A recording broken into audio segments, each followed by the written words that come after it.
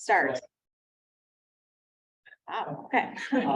Like fear of failure, like if I all of a sudden was like, oh, shit, I'm gonna fail. Then I can get myself to the gym. Okay, I don't yeah. have to then. If you're like, wow, my tummy is hanging over now and it didn't used to, I need to go to the gym. Yeah, you know, I've been watching you guys. No, I'm just kidding. No, but seriously, you get to certain points and then it's like, oh no, now we're in panic mode, right? What if you just did it every day anyway? What if you just did it every Something day? like I know, don't you hate that? Oh, I've been to Bold a lot of times and I've seen some hard discussions about why aren't we doing this, right? Okay, so as we look at that, so think about your mindset around lead generation. What might stop you? What might stand as a roadblock in your way? And is your fear of failure greater than your fear of lead generation? And maybe, as we discussed just now, it's not a fear of lead generation, it's just, I don't feel like it. motivation. Right? Motivation. What is it that stops us from doing it? Like when I get on the phone with my past clients, I have awesome conversations with them. And then the next day comes and I'm like, I don't really feel like calling those past clients. What stops me? Well, I didn't create a list like we're supposed to do in here, right? I didn't have a plan for who I was going to call. Those are the types of little, just minute things that you can do to set yourself up for success as you're considering lead generation. And another thing about lead generation, I think we might want to think about is are you time blocking that in your calendar? And then what does that look like? Do you like the word lead generation? Because I don't. I have teaching this class, so that's what we're teaching. But what if it was just like, hey, I'm gonna call my database, or I'm gonna call these 5 people today, or these 10 people, and you just wrote those people in your schedule. And then when you were done, you felt like super excited because you actually got that time block completed as it was supposed to be completed. Lead generation is a little bit hazy. What is that? What am I doing? Could I waste a lot of time during that 2-hour time block? Yes, I could. You know, I'm speaking from experience now, don't you? Okay. All right, so our 6 core competencies. Let's just go around the room and read these 6 core competencies so we can just keep them at the forefront of our minds. Do you want to start out? Sure. Lead generate, capture, and convert to appointments. Amen, brother. Yeah, Present to buyers and sellers and get agreements. yes. How about in the front row here? Got to do 3? Sure. Show buyers and market sellers. All right, cool. Write and negotiate. Yep. You wanna go back there? Yeah, Coordinate the sale to closing. all right. Coordinate, The money. manage the money. Ooh, that'll be a fun one. I'm glad I'm not teaching that. And what is our #1 job? Oh, it is. So lead generation, what is it? It is just talking to people. You could put that in your time block. Talking to people, getting their information. We'll talk about how to get their information and then getting those leads into appointments. Now, leads and contacts are different, right? So leads are someone who's probably going to do business in the next, 3 to 12 months, something like that. A contact is just a contact. So who are you going to focus on in your lead generation? Are you going to do half leads and half contacts? That's a good plan. I mean, so think about who you want to be contacting. You have a free database with Keller Williams and it is amazing. It's called Command. Who has opened up Command? Who is using Command actively? Are you using the smart plans and all the stuff that's in there? There's classes all the time about this that we have the ability to access. That would be a separate time block. Okay, so don't be afraid to just consider before you get started in your lead generation portion of these competencies, what am I going to do and how am I going to break that up? And how am I going to write it in my schedule so that I actually want to do it? Okay, so does anybody have fear around lead generation? What stops you from doing it, Kevin? When you don't do it regularly and you see things in command that pop up like, hey, to do contact, Bob, contact Bob every day. Yeah. For some reason that puts a weird mental block in my head, like, oh God, I should have called him a week ago. Yeah, now I Oh, feel God, it was 2 stupid. weeks ago, I should have contacted him, and then. Yeah. Sometimes you leave, let them go to the wayside, and the funny part of that is that. Call them. And they don't care. They don't care. They're just happy to hear, hey, what's going on? You know, sometimes So- you wonder. So what do we learn from that? Everybody's not thinking about us all the time, right? So we got to get outside of our head and what we think, right? Which I do the same thing. I'm like, oh man, I should have called them right after closing. And now it's been 2 weeks after their closing and I haven't talked to them. I feel really rude. They don't know when I plan to call them. They don't even know if I was going to call them. They might think I'll never call them again. Of course, I want to call them again. Some of them I've never called again. So, you know, how do you want that to be? What do you want that relationship with your clients to be? And so I know you're all about relationships. So what happens if you don't call them? Like, those things fall to the wayside and you fall onto their first, point of contact. And their Right. friend needs to do it. Yeah, Their friend needs to do it properly. yes. And how many realtors are there? Yeah, their friend can, way too many, their friend can find a realtor. So what if you had just called them the day before and they're like, wow, my friend Kevin is the best realtor ever. You need to talk to him before you talk to anybody else. He's been in the business for 25 years. I don't know how many years, but something like that, right? Sorry. Oh, me and Amy are the dinosaurs. So you can be, I don't know. Do you want to be a stegosaurus? Yeah. Okay, that'll be good. That'll be good. Before that is- I have no idea, but you're somewhere in there. I Okay. said we get back to lead generation, don't you? Right, that there's a little bit of fear involved in lead generation. So, you know, some of the fears they're giving us here, I think it's really difficult. Is it difficult? No, okay. I don't have time. Do we not have time right now? Does anybody have so many appointments that they just can't handle their life? Okay, all right. Okay, I was gonna say, if you do, call me up and I'll help you, because I don't know. I don't know what to say. Is that one? We have a lot of scripts and opportunities that we can look at. Yeah, especially with your database, your sphere and stuff like that. What if you're calling people you've never met? How can you find information on what to say? Huh? How can you prepare yourself for what to say to people that you don't know? There's tons of scripts. Watch YouTube videos, watch scripting, get a script partner, practice with them. Think about the types of leads that you want to connect with and connect with someone and practice that.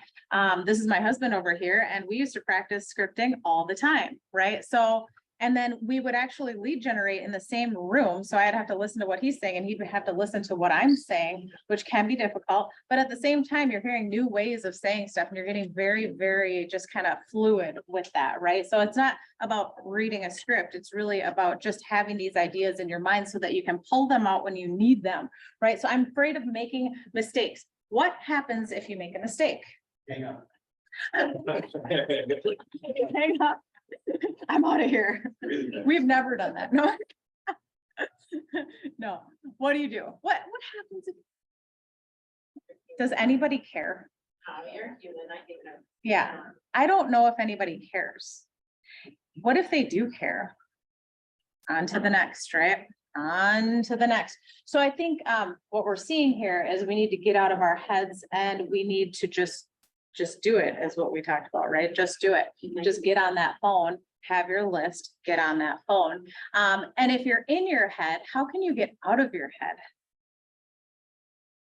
Ooh. What was that? How do you get out of that? Like when you're having anxiety and you're looking at that phone and you're just like, ugh, ugh. What can you do? Yeah.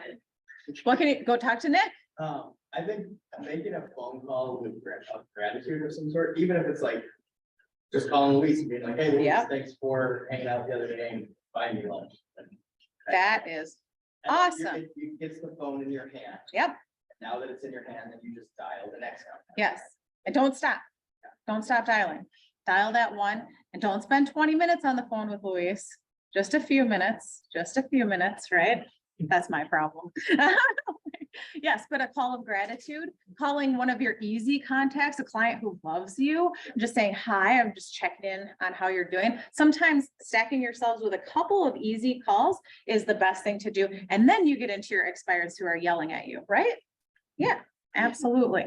All right, so here's some of our answers to those myths. I think that we've kind of discussed a lot of these answers, but I'll let you look over that. I'll let you look over those. So we've got here, I can't see anymore. I was confusing effort with enjoyment because we love it, right, Nick? Nick loves it. So it's easy. It's just not always fun, right? Not always. But what we find is the monotonous activities that we do, they don't always have to be monotonous, but they have to be like repetitive and repetitive and repetitive. And most of us are not very good at being repetitive, but that's what's going to make you the most money, right? I don't have time. We make time, right? I don't know what to say.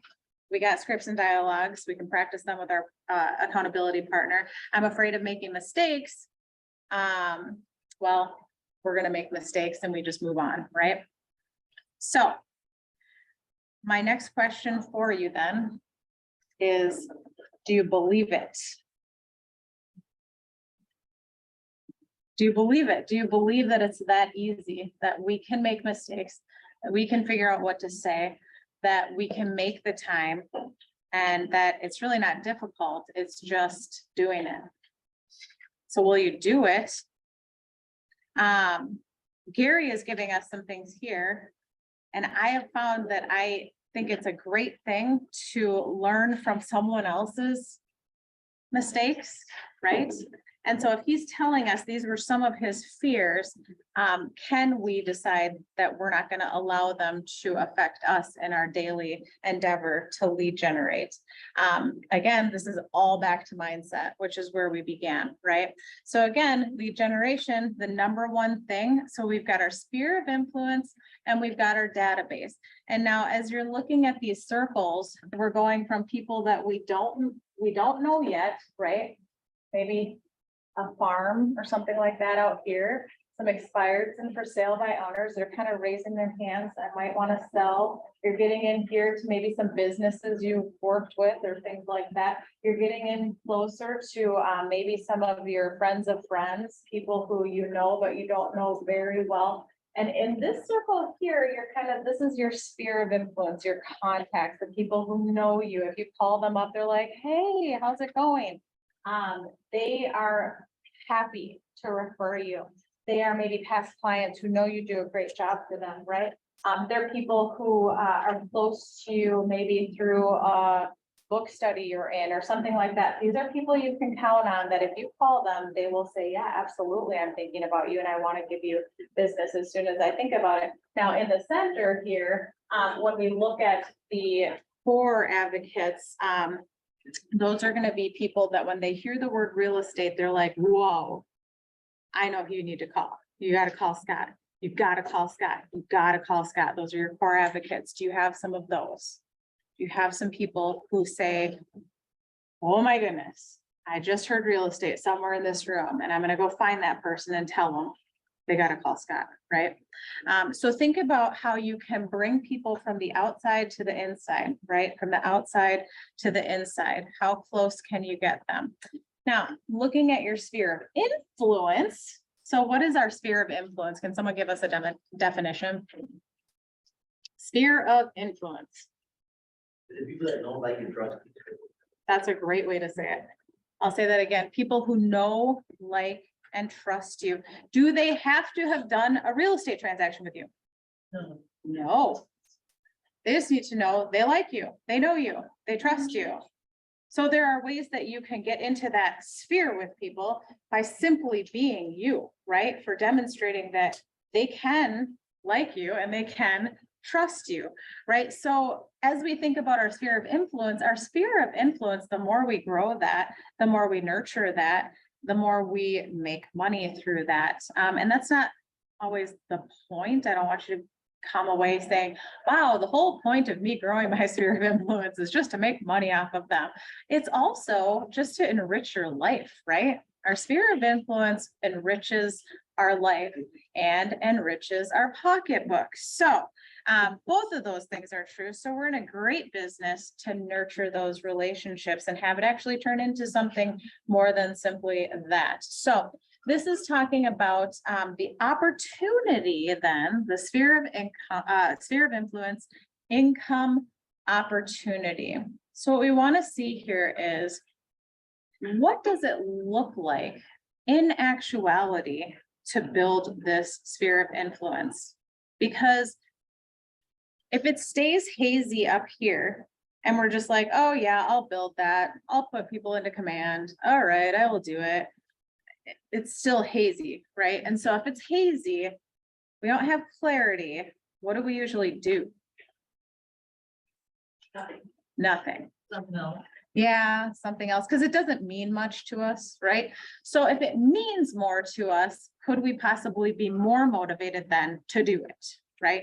So if we saw the fact that, for instance, if we have 250 people in our phone, does everybody have about 250 people in their phone? Probably. Businesses, people you've connected with over your life, right?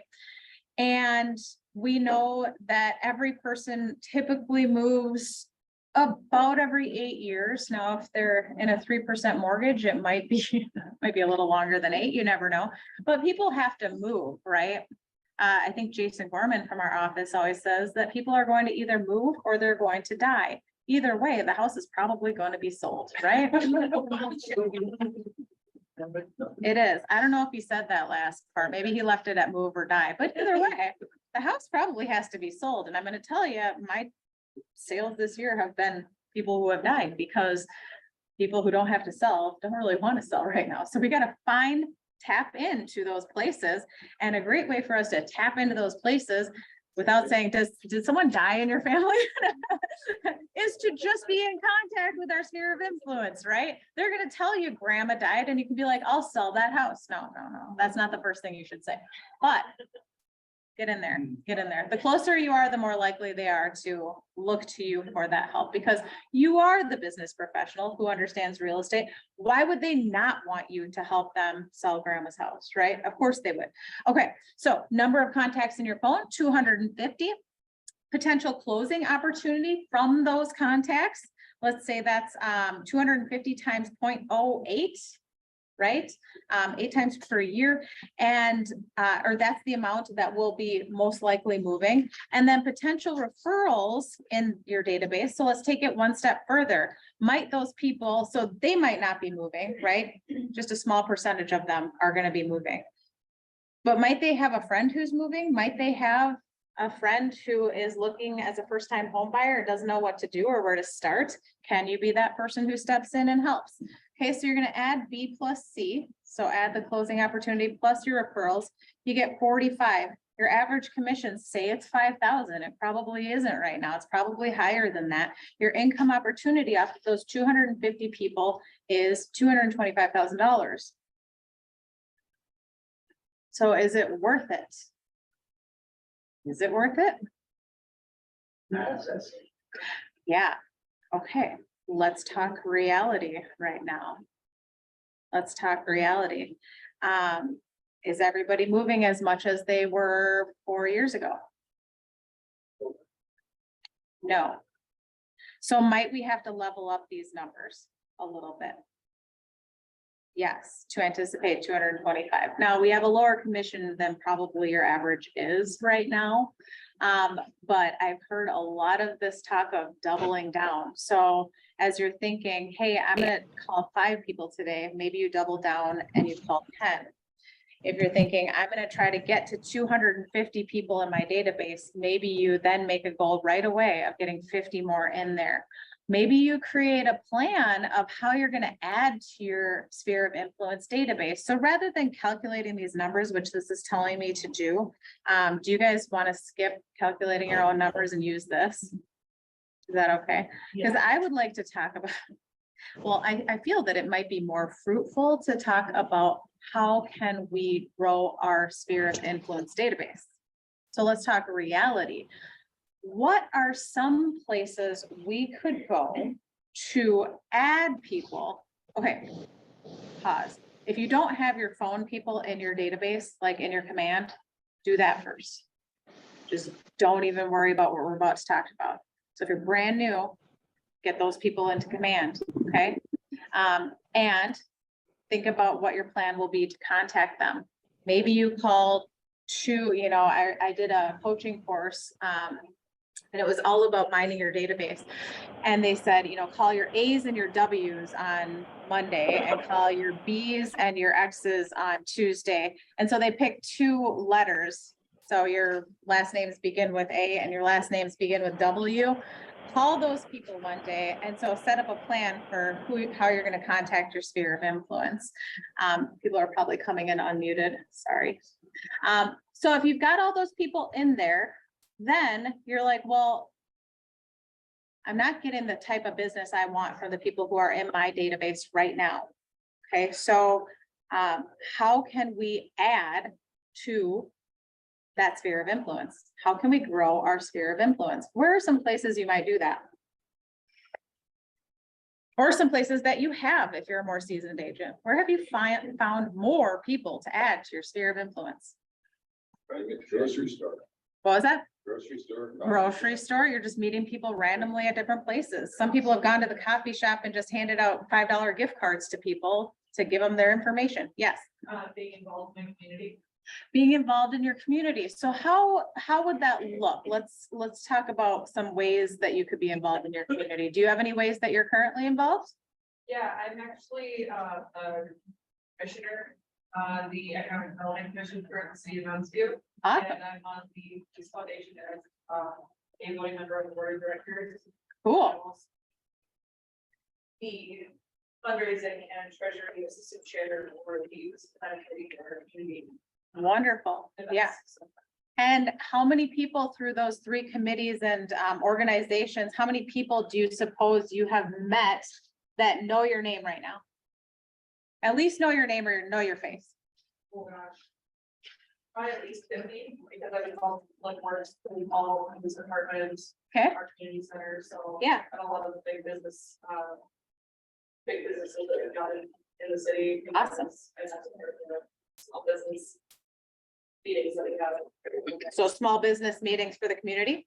Cool. And those are networking opportunities. Okay, so you've got a lot of, this is great. Thank you for that example. So she's on a lot of boards. She's a commissioner within the city. She is helping out with her community. She's getting her face and her name known out there.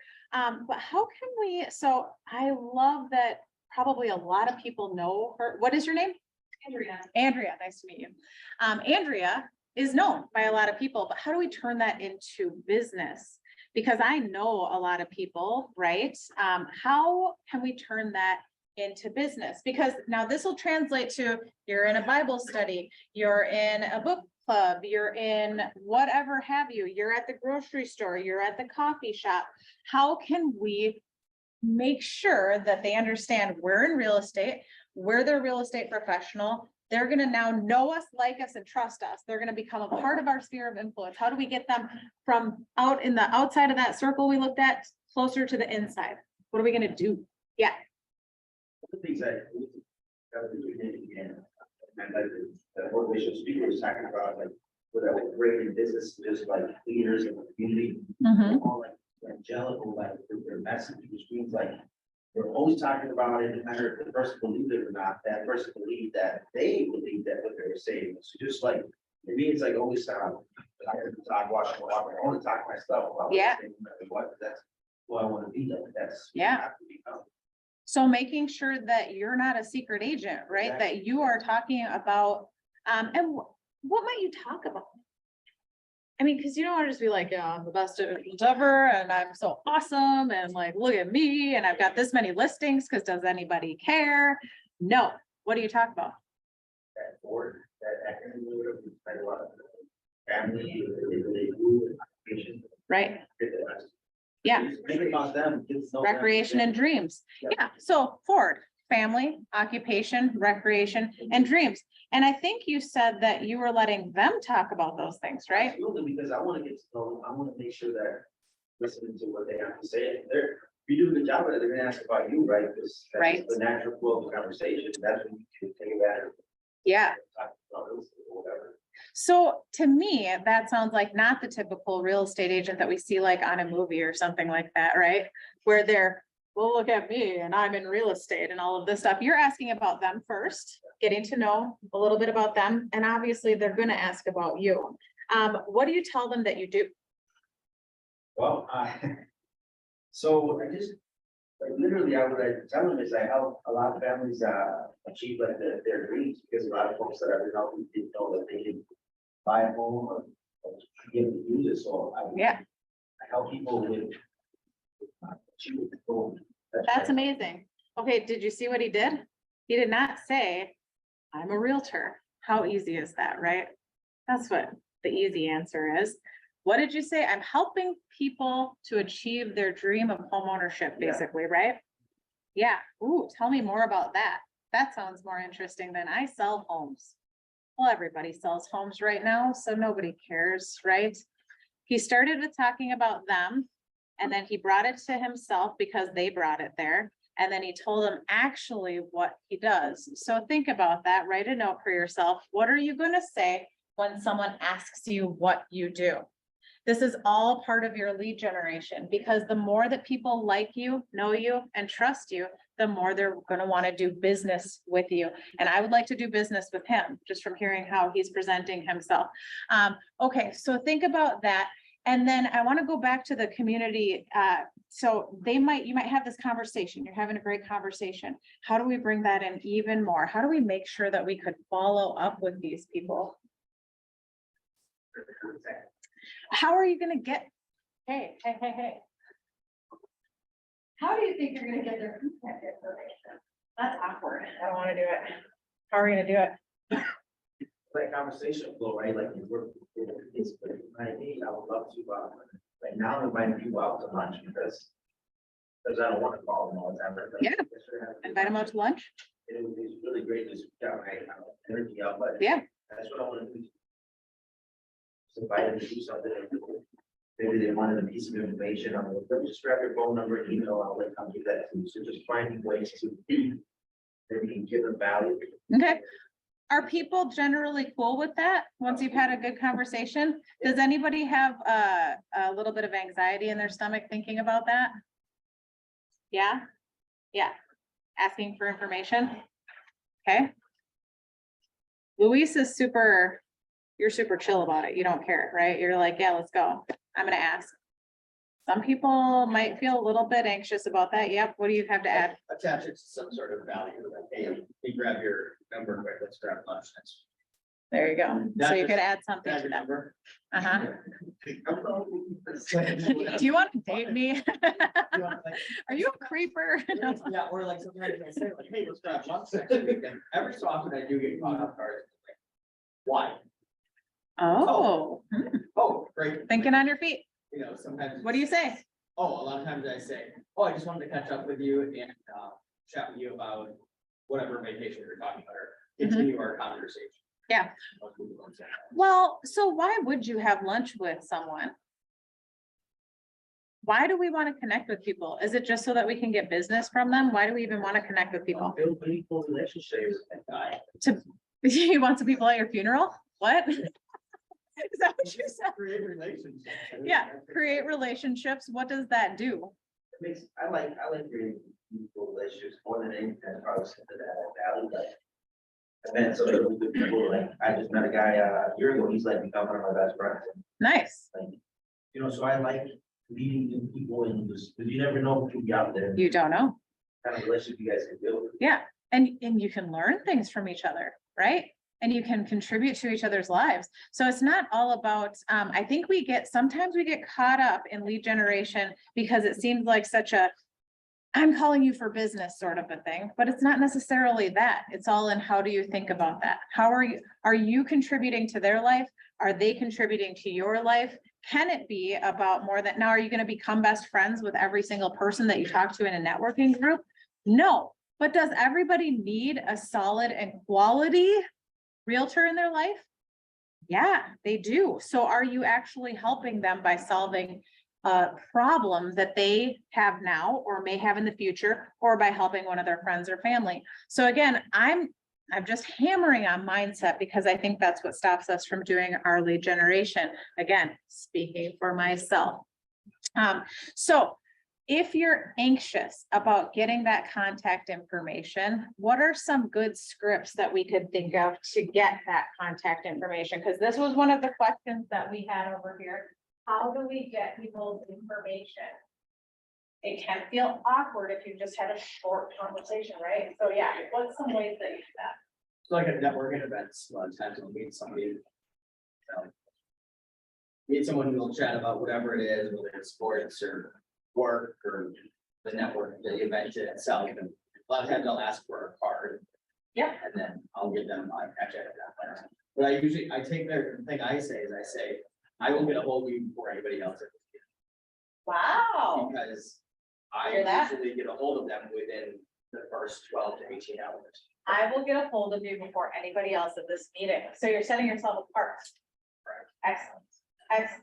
So grabbing a card at a networking event. What if this is just like a community, you're part of a community group? It's not necessarily a networking event. Maybe all these people aren't business card type of people. What are some other ways that we can think of to get? Do you have another one?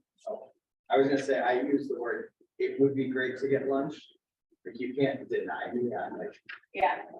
if you say no, like, why wouldn't it be great to get lunch, like, we both should lunch. But if I said, instead of saying, do you wanna get lunch? You could be like, no, I don't want to. Yeah, that's a good. Okay, Yes, I like it it. would be great to have It would lunch. be great to get lunch with you. Can I grab your phone number? Yeah. Anybody else have one? Scripts. $50 real estate on $1,000 contest on March 30th. Oh, yep. So I may have the phone number, I just called them and said, hey, on the 30th, so I'm just gonna ask you for all your information. Usually they give it to me right from there, and Cool. put them ahead, but So the $1,000 giveaway, so you're making sure that you have all of their information. So that would be a good one to use for, does everybody know what she's talking about? Yeah, yeah. So, no, so tell us the deal. well, on March 30th, all the real estate agents that want to participate, do $50 contribution, they'll take it out of your. Yeah, so each agent can get $50 and, yep. Yeah, and then all the client has to do is call you between 3 and 6 on March 30th, and then anybody who does that, will turn the names in, and there's a drawing the 31st in the morning. So there's a chance to win $1,000. So you could call them and say, hey, call me during this time.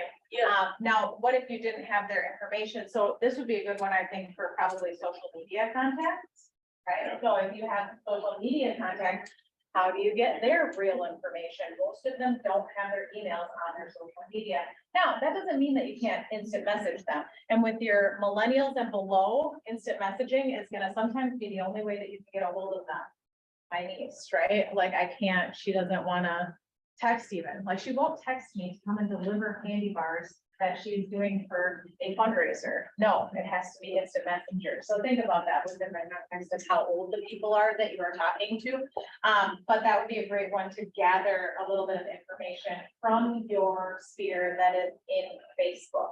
And to maybe bring them closer into your circle, right? So again, these are just some ideas on how to get information from people. Another one I've used, we actually do a newsletter. So I'll just ask people when I'm on the phone with them, hey, would you mind if I sent you my newsletter? It's got information about the local market. It's got, we've got a recipe on there, and then we've got some information about how to be successful in real estate. And they're usually like, oh yeah, totally. So I can get their address and all of their information that way.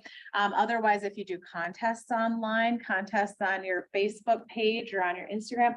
So there's just tons of ways that you can do that. But the idea here that we want to come away with is how are we going to bring these people closer in to our sphere? Okay, so I'm going to stop there and I'm going to give you guys 5 minutes because nobody can sit this long. And so You need to stand up and move. You don't have to go out of here, but you need to stand up and move for 5 minutes. So we'll come back at 9:05, 6 minutes. Potty break. What? Oh, yeah, there was someone from the beginning too. Yeah. So I don't know. But we're not taking questions from Zoom, but if anybody from Zoom needs a question answered.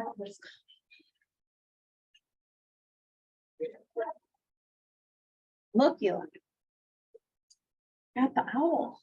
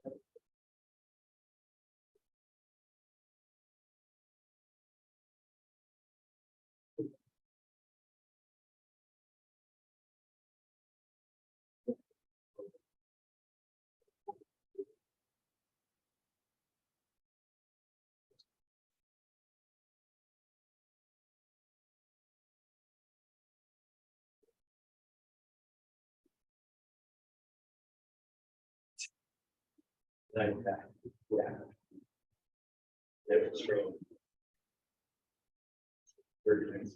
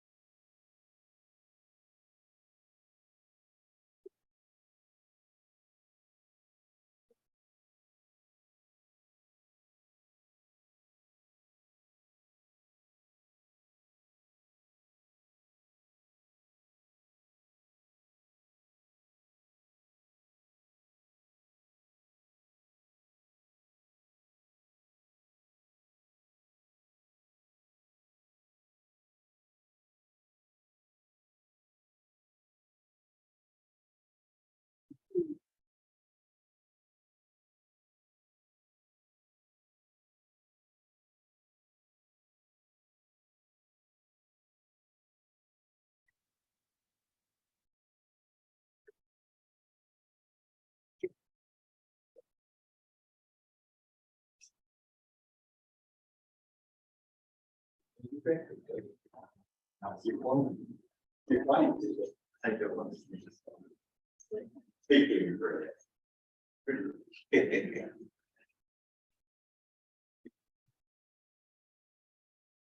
Eli, how are you, sir? I am outstanding by yourself. I am as well. But I can't see my screen anymore. Dirty. All right, are we mostly back? We good? I gotta find where I was now.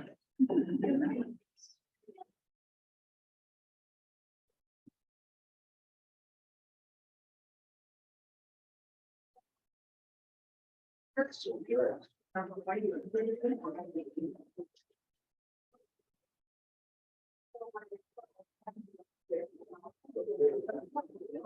like, I don't know if I fear lead generation. Might get it done. As soon as I do business, then I would do it. It's like when I look at my business, it's like a roller coaster. Yeah. It's a good thing to talk about. Yeah, it's like, I got all these sales and then this drought, and then all these sales and then this drought. We're gonna skip a lot of this stuff because we just went through it and I realized I did it. I did it my Just do what we way. All right, yeah, we've covered quite a bit of what's later in your book, so I apologize if I'm out of order a little bit. Okay, so let's take a look. Where did okay, I was writing on the board. We were talking about the real estate roller coaster. We will talk about that because that's a really good thing to talk about. Okay, so we've got our lead generation model, right? So this is what this looks like. This is pretty interesting, actually. It tells us kind of how to get into relationships, stay into relationship, and then become the expert of choice.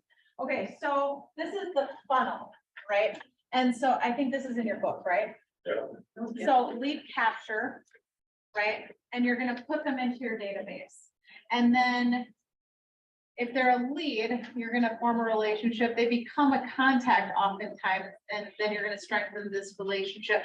Now, it depends on how you want to quantify this in your own database. So again, I love models and systems and you know, this all makes a lot of sense, but it has to make sense to you. So I'll give you an example. In my database, I have two separate databases. I have one called Gold. And it's all of my sphere, people who are closer to me, people who have referred me business, past clients. That's the only people who get to go into Gold. They are invited to everything. So they're invited to all of our stuff. I pay special attention to them. You should also be thinking of having like a top 50, eventually a top 10, eventually that maybe you call once a month, people who are referring you business. And then I've got a leads database, and there are two separate databases. So I keep them separately. You could also do this in command using text like that. So think about how you want to be able to look at these people, because once it gets super messy, it's super messy.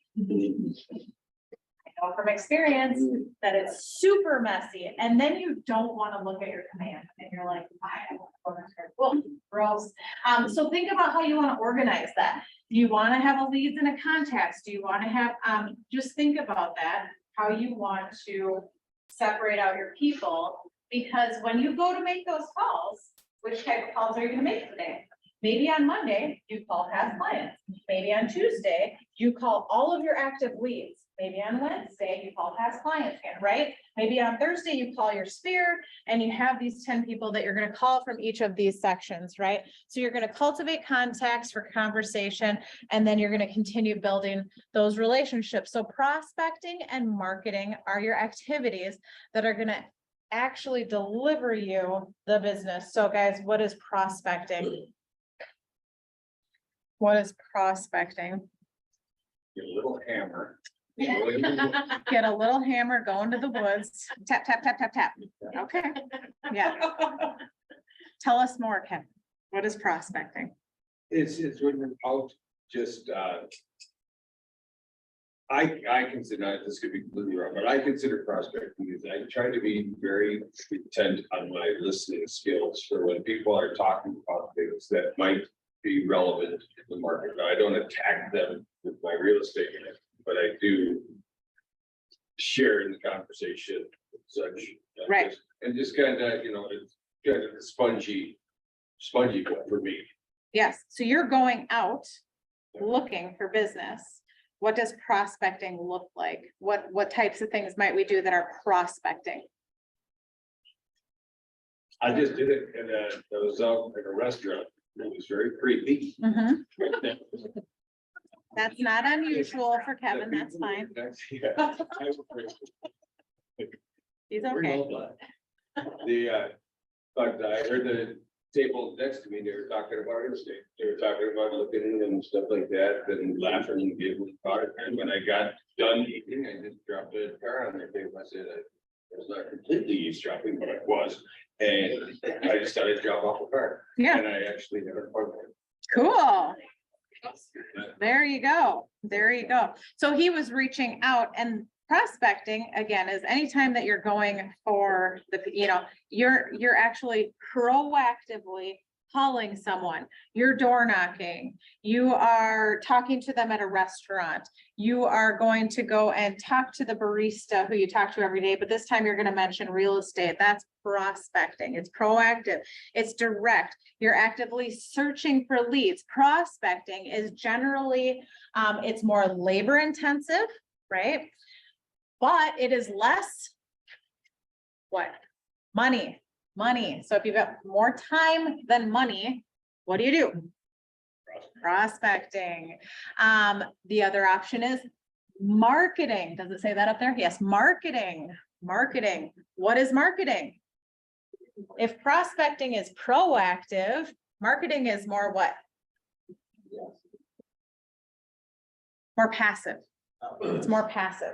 So you're going to create a beautiful marketing piece. You're going to send it out to 1,000 people and you're going to hope what? Somehow they come back to you. So in the Red Book, The Millionaire Real Estate Agent, I believe it says that your contacts, your prospecting will get you a return of approximately 2 to 12. So for every 12 people in your database, if you're prospecting them regularly, you should get 2 deals, one from them, 1 referral, right? So 2 per 12 people. Those numbers are probably a bit different right now. The market is going to shift those numbers, but the numbers for marketing is 50 to 1. 50 to 1. So which one is more likely to get you results for a lot less money? Prospecting. So that's why we talk about prospecting so much. Marketing is wonderful once people know you. So like I said, we send out a newsletter, we do, our social media, we do all of these things. Once they know you, now you're just reminding them, hey, I'm in real estate. Hey, I'm in real estate. So those are actually warmer marketing. When you're going out to a brand new farm, you're going to send out 1,000 or 2,000 things. You're going to be spending quite a bit of money on that until things start to move. Okay, so 50 to 1 versus 2 to 12 of the people that know, like you, and trust you. So I will show you how that looks on this. So what we have always recommended at Keller Williams is that marketing is a small portion, but your base is really, really going to be prospecting. Some of the bigger teams are obviously going to get into spending more money on marketing. But from what I know, they're also a lot of prospecting. I don't know anybody except for who's the guy with the buses. That guy who does mostly marketing and not prospecting, right? So prospecting is our base, and it's going to save you money, and it's going to get you into that lead generation realm at the lowest cost and the highest touch, so the highest return. So we're looking at database. So let's take a look at this. This should be in your books as well. Now, we talked about command. There are other database, sorry, I've got an alarm. There are other databases out there, but you have a free one that's very robust. And so if you haven't already, like I had already established a database before it came out, so hard to switch, but whatever works for you. I know Jeff, the Cutco guy, Jeff, the Cutco guy. Right. He used, or up until me, I don't even know, he might still use this, he had note cards that had my information on it, and every time that he talked to me, he'd write a little note on his note card. If that works for you right now, if you're brand new and you're just like, I can't think about all this, you just need to get into lead generation. Use a note card. Use folders. Another agent I know had like a file folder that they would have their lead sheets in, and it would have, days 1 through 30, right, or days 1 through 31. And so they would say, okay, well, I want to call this person back on the second, they would put that lead sheet in the second. Or, I'm gonna call this person, I just talked to them, I'm gonna call them back on the 30th, they put it into the 30th. So they have 30 days of the month, they put their lead sheet. So like, it doesn't have to be some robust system if you're like, that's intimidating to me right now. Just do the lead generation, just call your people. So your database, you're gonna get into all of that. And then you're gonna get into your, so choose your database wisely. And don't worry about it too much. Do something simple in the foreground, get into command if you're newer, especially because it is so good. And there are tons of classes to do that. So here are your types of communications, all of the things that you can do. Obviously, I think you know these. Okay, so as we put it all together, we've talked about a lot of this already. So lead generation, it never ends. It's best when time blocked, and it determines the size of your business. So think about this right now. When are you going to do your lead generation? And what are you going to call it in your calendar? Are you going to call it lead generation? Are you going to call it calling some people? Are you going to call it talking to my sphere? What are you going to call it? Take just a second to think about that.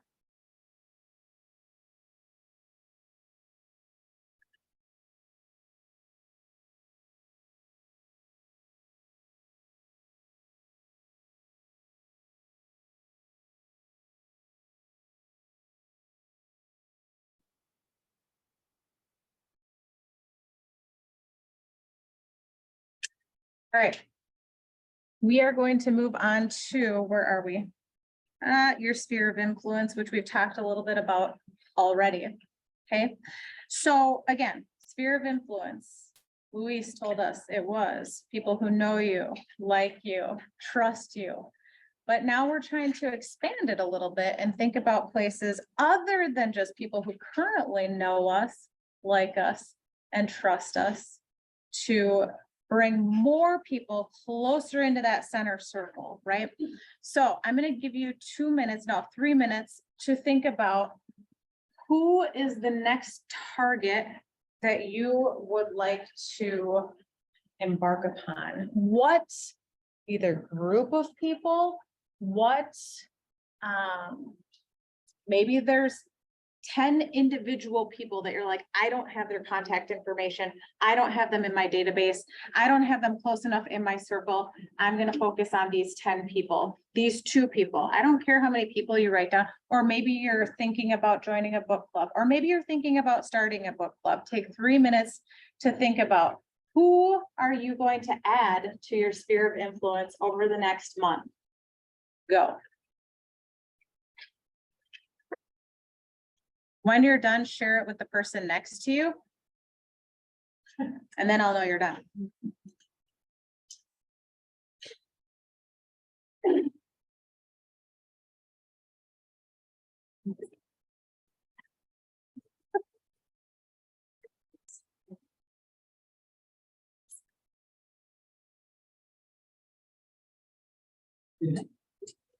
I apologize, I stepped out of that. We can go over that 1, 2, 3, 4. That's why it's-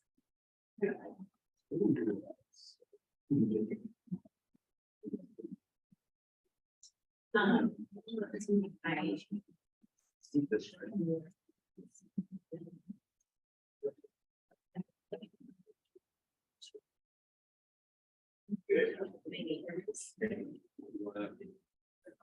You don't have to. There's anything to say. You want to see. I would like to work out. Like I used to.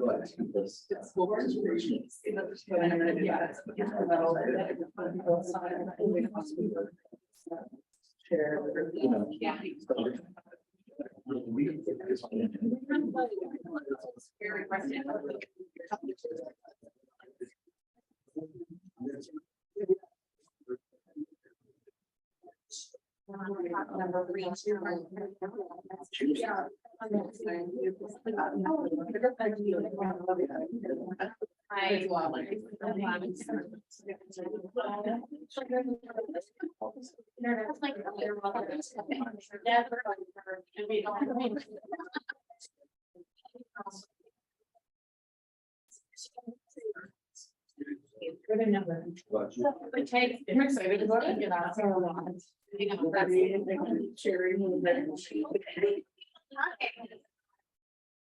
This is good. All right. So who is your next section of sphere of influence? Who are you gonna bring in? Who'd you decide? Give us some ideas. And then I'll give you some ideas. Oh,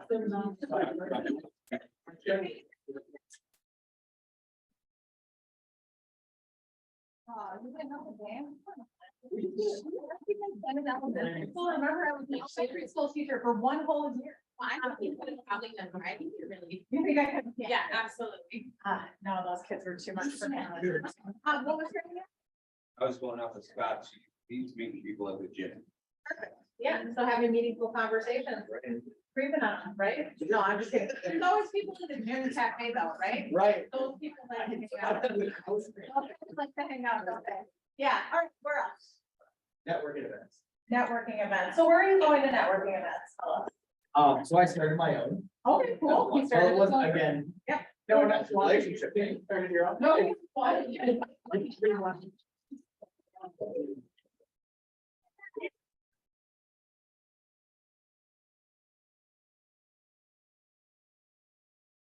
So, I started a couple, I started one for dad's group. Mainly because again, it wasn't about real estate, it was about relationships. Yeah. I'm on meetup.com all this time. Okay, what? Meetup? Meetup. Interesting. I'll let you. Oh, it's like, oh.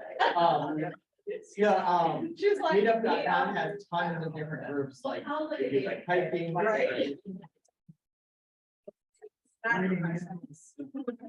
I think it's really beneficial, like for me, I relocate, like, so Yep. when I moved, like, when I moved from Arizona to Georgia, when I moved from Georgia up here, I look for those different things to meet people. Yeah, because as an adult, it's very difficult to kind of find your people, and how do you go about doing that? Amen, sister. Yeah, that is great. So again, now what I'm hearing from you guys is like, you're actually finding needs in your life and creating ways to just connect with people, right? Like, it's not even the starting, it wasn't to get a real estate, right? It was just, hey, I want to meet some people. Hey, I want to connect with dads, you know, I mean, so these are great ways to connect with people. Yes. So when I found my realtor, so I actually use Shareline and Andy, the Harvard team. I've been around a mom's group. I was still living in Georgia and we had just found out that we were gonna be relocating back to Minnesota. I'm like, and I don't know anything about Minnesota. Right. You don't know anything. Where do I don't know any realtors. I don't know any people. Like, how do I do? So the first thing I went was through Facebook, found a mom's group. I kind of asked questions and then, you know, the different realtors kind of popped on and said, hey, just, you know, I'll reach out to you or whatever. And then you find somebody that clicks, but it's just, it could be as simple as that, but. Yeah. What are some other ideas? Anybody over here come up with your next source of sphere? Dog park. Dog park. I love that one. I told them about our wild dog. So, she's a wild dog. That's a great place. People love chatting. Yeah, well, and I told him she was not pee on the ground or on the carpet. She doesn't do it. She's good at that. But yes, dog parks are a great place because there's a lot of people in certain areas that like to congregate. They like to hang out and they like to talk about dogs, which is what you probably want to talk about if you've got a dog. Anything else? Volunteering, where are you gonna volunteer? I would love At the church? Perfect. And church people already are kind of, they probably know you, a lot of them. They're just growing to know you. Oh, at different churches. Okay. Volunteering at different churches. At the food shelf, at all of these places. These are places where you can donate your time and help people, but you can also meet people, right? Any other folks that you can share? Yeah. Like the 30 coffee groups. Yeah. I have a lot of. Yeah. Realtors and stuff, like looking at their profiles and stuff, they don't put a lot of like super like serious stuff, like there's a lot of like. Cooking realtors and gardening realtors, yeah, not a whole lot of like. Very like animated, you know. Yeah. Like kind of like, we're in already, don't have. A convention beginning next month, so we can like, just have a ton of fun with that. Yes, yeah.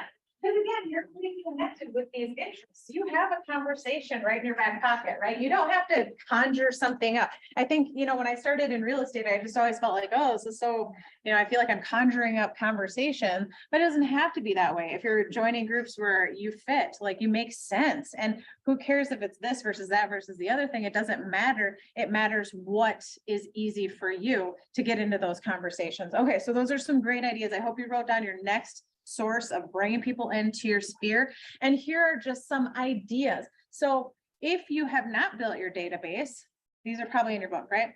Are these in your book? Yes. So thinking about your family, friends, relatives, neighbors, coworkers. It doesn't have all of them on here for you. Okay, what is it? Okay, yeah, 5.9. Mine doesn't tell me the numbers, I don't think. Mine says 5.28. So at the bottom of this, professional services, financial, legal services, if you know attorneys in your family or something, personal services. So think about your nail person, your hair person, massage trainer, babysitter, home, auto. Especially if you're into any of these things, you can have good conversations and you can build those relationships, right? Real estate services. So think about your photographer, think about your stager. Do those people know that you would love for them to work with you? That you're expecting a reciprocal relationship? That doesn't have to be an awkward conversation. It's simply that, hey, we've got a great business relationship and I would love to work with any referrals that you might have. Now, if you're the one realtor that your photographer says that to, or that says that to their photographer, and that photographer has 10 other realtors that they're working with, but you're the one who said, hey, I'd love to work with any referrals that you might have, that you come across over the year. Maybe they just will send you those referrals. I think we have a block in our mindset thinking, oh, this person has 1 million people that they're, helping with photos, or this person has 1 million people that they're staging for, right? But maybe you're the one who reached out, or maybe you're the one who brought them a little bit closer in as far as that sphere is concerned. So think about who you connect with, right? Now we're going to talk about categorizing this. So building it by the day. Okay. Uh-oh, my thing isn't going. Okay. Building it by the day. Okay, so let's see here. Yeah, I don't even know what they're talking about. Oh, yeah, I don't know. Okay, we'll do it, but all right. I do know what they're talking about. Okay, so take a mind trip for just a second. We're not going to do the whole exercise, but take a mind trip through your day yesterday. And think about how many people you ran into that you could have maybe taken a second to pause. Did you go to the grocery store? Did you go to the gym? Did you go to the gas station? Those people need houses too, right? Did you see any of your family members? Do those family members have other friends? Yeah. Did you attend someone's anniversary party? What did you do yesterday? And how many people were contacts, potential contacts? And were you able to speak with them all about real estate? Probably not. Probably not.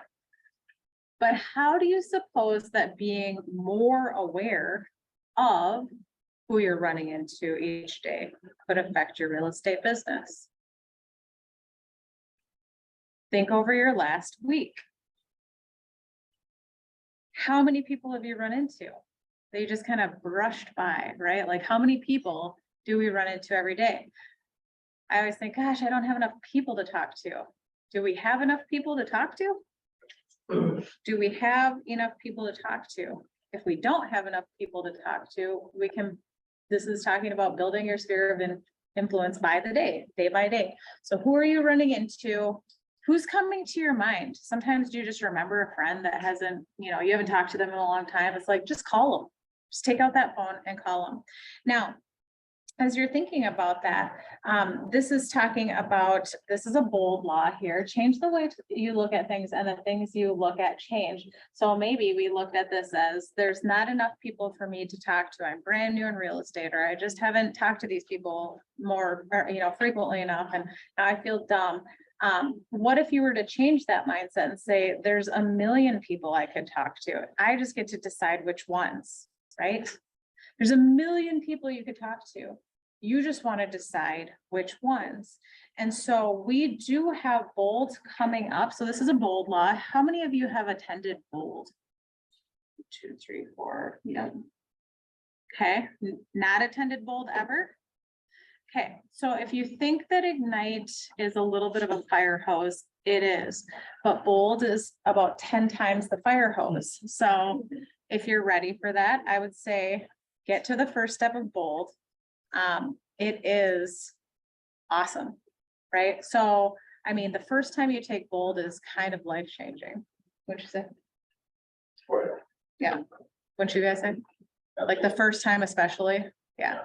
I mean, it just changes your perspective in so many ways. So if you haven't done bold, even if you're brand new, don't be afraid. If you fail, no, don't fail out, but you're going to be asked to do 20 contacts per day. 20 contacts per day. Okay. So if you want to jumpstart to your business, get there. Okay. Let's just pause for a second. What are your ahas thus far? And where do we need to go? Have we answered our questions? We're going to talk about campaign systems.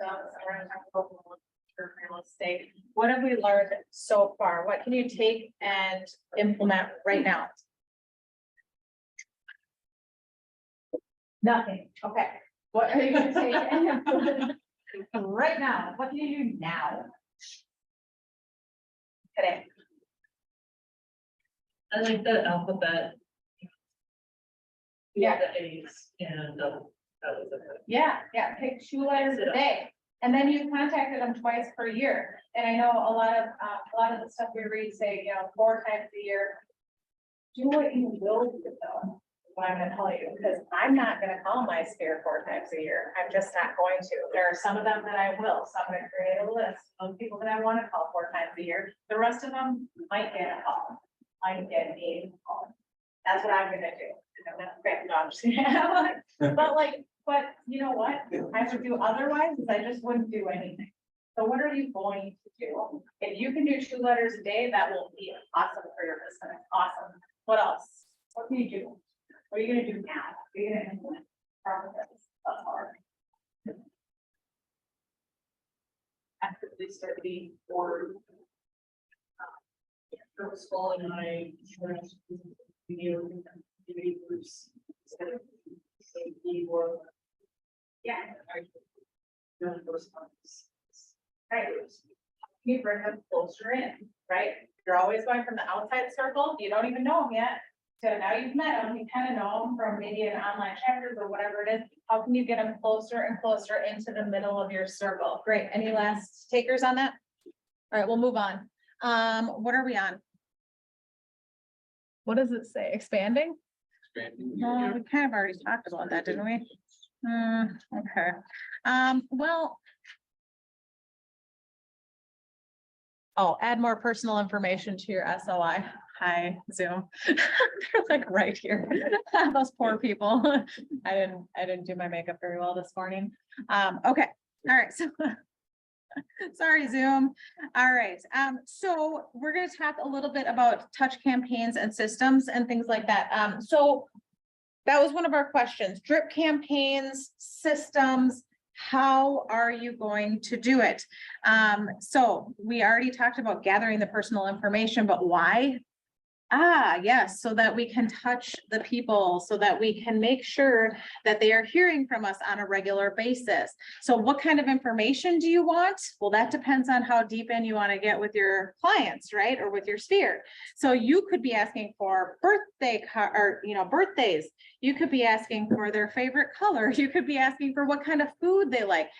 What kinds of things are you interested in? How are you usually connecting with people? Those might guide some of the things that you want to connect with your clients on, right? Or with your sphere. So if you love Lord of the Rings and you know some other people do, maybe you want to make that a note in your database, right? Because that's a super cool connection that you really, the more specific your connections are, like we love going out to cool restaurants. So my clients who love to talk about food, those calls take too long, right? Or dogs. People who like to talk about dogs, those conversations usually take too long, but they're great conversations and you connect on a different level. So be thinking of what kind of personal information do you want? Get it into your database and then drip on them. So you can think about whatever that looks like to you. I know a lot of people do birthday cards and things like that. So think about how that would look. So asking for that information, getting them to kind of open up more of those things. And then in command, I know there's tags, so you can use tags for that kind of thing. Generally, when I go through my database, I will actually write notes of our conversations and things like that. So again, you have to decide what makes sense to you to keep track of all of this and how you're going to do that. So let me see, we've already talked a little bit about how we're going to expand. So I'm going to skip over some of this stuff. And you've got it in your book too. Okay, here is I feel like there's a script here that you might want to look at. We talked about joining groups. We're asking for referrals. Okay, this is a script that we could use. Would somebody read it for us? You're calling your sphere and you're gonna say something like this. Nick, you want to read it for us? Yeah. Okay, Nick's gonna read it for us and then he's gonna tell us his version of it. sure. I'm building my business on people I know, the people they know. Do you know anyone from family, friends, work, your neighbor, or a group you belong to who's thinking of buying, selling a home or investing in real estate? I'd be pleased to be a resource for you. And how would you say it? What is it today? Wanna go to lunch? No, it would be great. It would be great, yeah, or less. You tell him. Exactly. Who do you know that I should know? I like that. Who do you know that I should know? Okay, guys, what do you think about this script? Not saying it's bad, but It seems very in person. okay, so think about the scripts that because again, if you go to bold, you're gonna see a lot of scripts. What are scripts for? And they're good to fall back on in case someone throws it off. I can say, okay, yeah, buy, sell, or invest in real estate, but Take your keywords, yep. Yep, so think about that, because I know a lot of us are like, well, I don't want to sound scripted. I don't want to be reading a script. The intent of scripts is not to read the script, it's to take the idea, make it your own, right? So I've never word by word read a script on a call in my life, but I do use a lot of the principles and the ideas. And if you need a script just to kind of get you out and like get you started. But I like you said, who do you know that I should know? How would this script fit into your personality and how you talk? Because people know if you're being phony, right? They know if you're reading a script. It doesn't sound that great.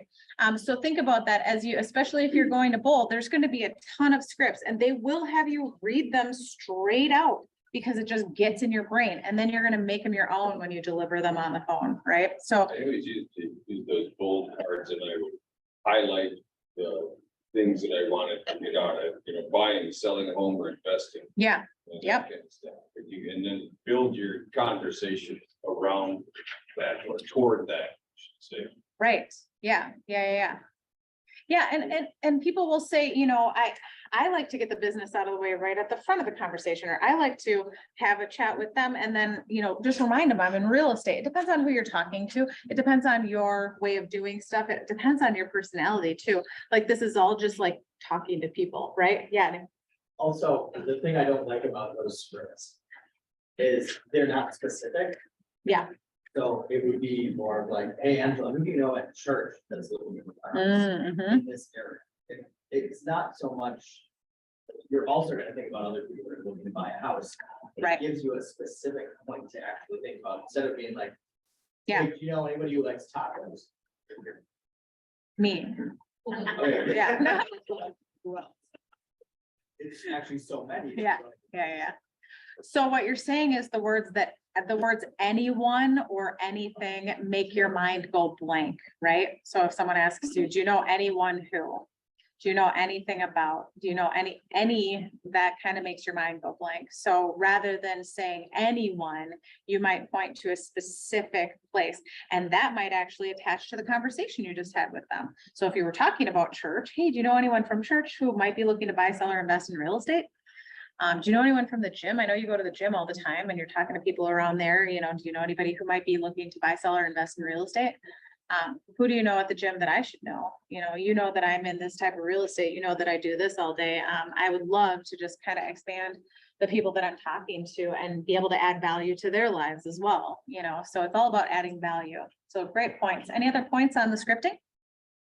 Okay, so we've talked about expanding, right? So yeah. I think another thing is, instead of just asking for the referral, you could also offer a service that you have, like, do you know anyone who could benefit from my downside? Do you know anyone who could benefit from my first-time home buyer? Like, so then it's very like, you are asking for a referral, but you're also like giving yourself as, like, giving yourself away, like, for the service. Yeah. So it's still benefiting them, and you're not just like, give me, Right. you know? Yes, so offering something that you're doing. So say you're having an event, say you're having a class, you're doing an online Zoom class, anything like that.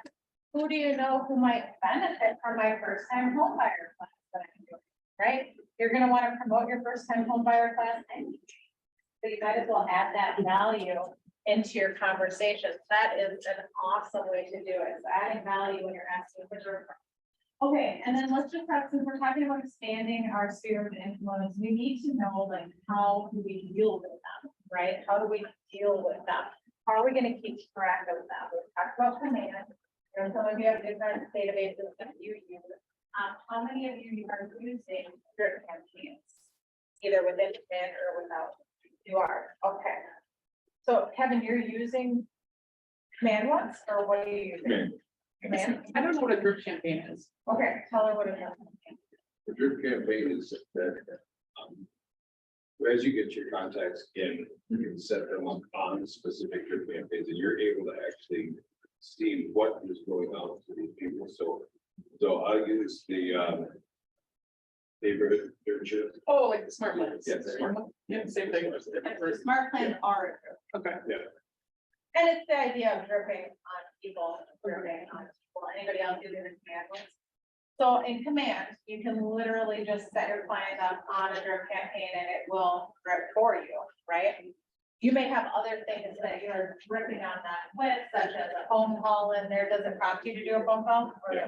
Yeah, It does. Not okay. on all of them, but you know, Okay. Which one is that? certain. Okay, who's doing something else to touch their client? Yes, Hard to use as well. So it's Okay. similar. same deal, okay, yep. I sent out postcards to the local neighborhood and contracts will be used. Okay, so just sold postcards? Yeah, Very or cool. on the market. Just, let's do just bold, make sure you have a call to action there, right? So that they know. Yeah, marketing, that's what you want us to do. Yep. Very good. Any other trip campaigns you guys are using? Yeah. Yeah, there is one I use regularly with new buyers, it's a buyer education, just kind of wants to do like all the different steps. And send out an email and have people that would buy it, like, okay, just want to take the time to write this for me, such great information.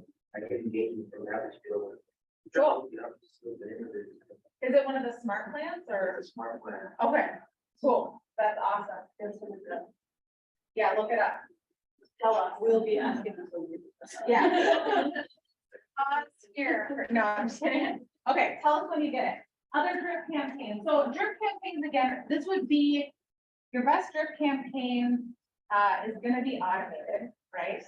Because it'll actually happen. So you also have to set it up. So go in there, set it up, it's automated. There are other ways, so that would be like an email drip campaign or something like that. There are other ways to drip on your clients that are more active. What is it? My buyer education is a 10 touches. Okay, my buyer education. Yes. Okay, so that's new first time home buyer potentials on that. Yeah, so that'll just drip on them and give them information.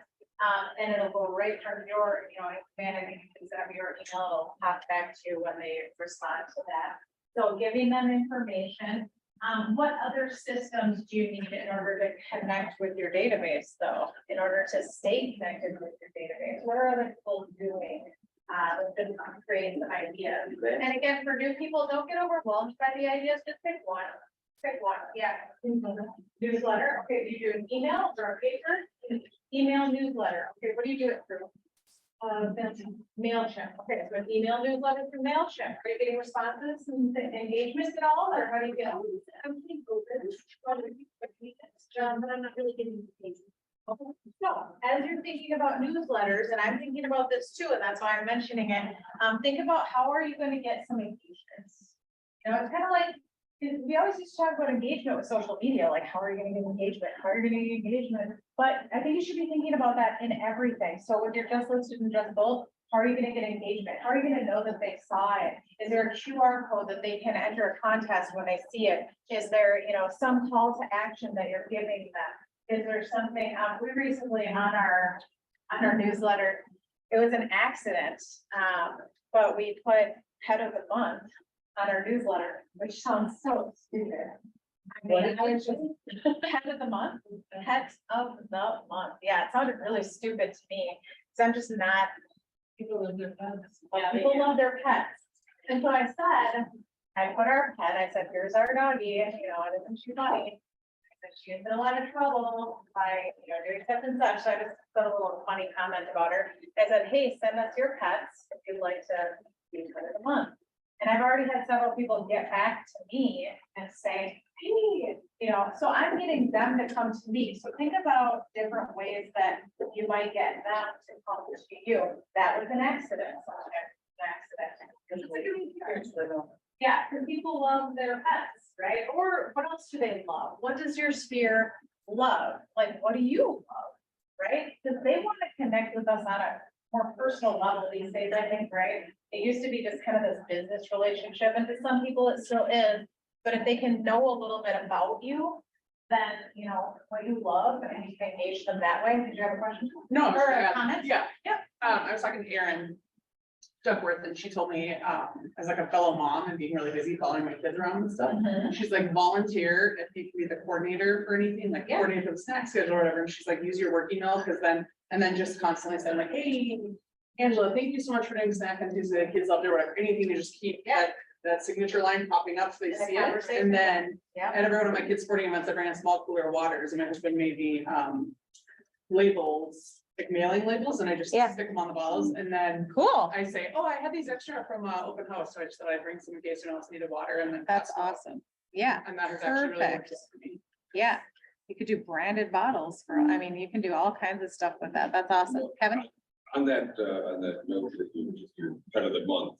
Yeah. The three top things that are social media that have the biggest responses are restaurants, recipes, and gift ideas. Are the three. biggest Restaurants, things, recipes, and gift ideas are the biggest response items the biggest response. for social media. So when they're talking, what we're talking about are the biggest hits, I should say. I don't know Okay. if I want to respond, but that's what people are interested Restaurant recipes in, and gift ideas. gift ideas is Yeah, a good, it's kind of. because you can never think of gifts, yeah. So, I tried that Mhm. a while ago. Okay. So I'm going out with the guy that has everything. Yeah. And I need a gift idea. Yeah. And I got 15 responses on it. I Wow, know, I was kind of surprised. that's great. Some of them, Don't you know some question? Question. yeah, listed it. Amazing question. Yeah. Yeah. Yeah. Personal page or other? I had it on the first one. Well, yeah, so if you ask a question like that on your personal page, then how are you using those responses to get those people closer in then, right? So you're getting that engagement, but then where does it go, right? Can you maybe then instant message that person, be like, hey, I saw you commented on this. How have you been? I haven't talked to you for a long time. You know, so you know they're on Facebook, you know they saw your post, so now you've already got a connection. So anytime you get that connection, that little connection, like capitalize on it immediately. And those are great ways to do that, but it's just like, we gotta take it one step further, right? We gotta take it one step further. I don't know where I am anymore. Ahas, we're giving our ahas, aren't we? Yeah, I think we are. Okay, lead gen best practices. Okay, so tracking lead sources, auditing lead sources. I do know where this is. All right, diversifying your database and then being consistent. These are very obvious things that are simple but not easy, right? So tracking your lead sources, be aware of how many leads you're getting. You know, if you're calling expireds and FSBOs, how many are you actually producing from that? How much money are you taking home each year from that?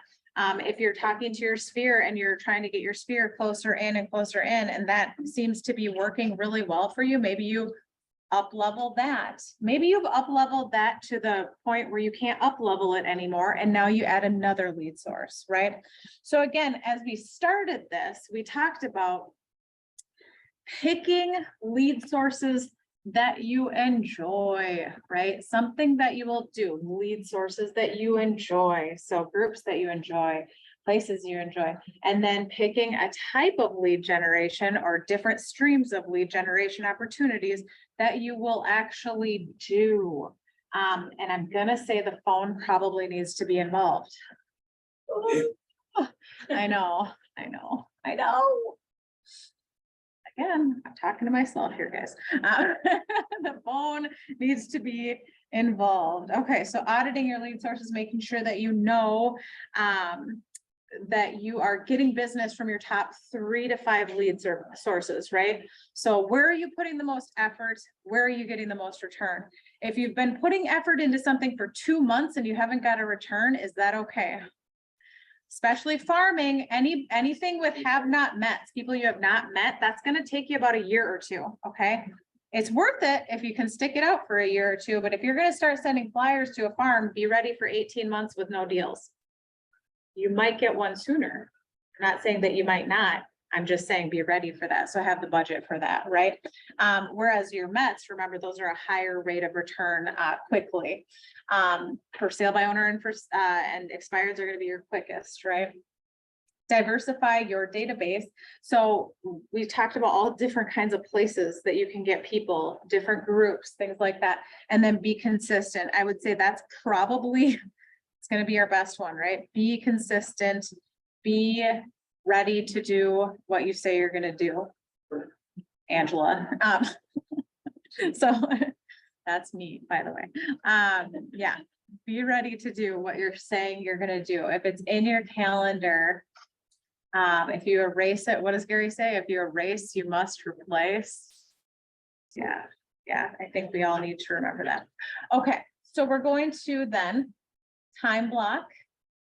We're going to time block our lead generation time. We're going to prepare. So we need a solid mindset.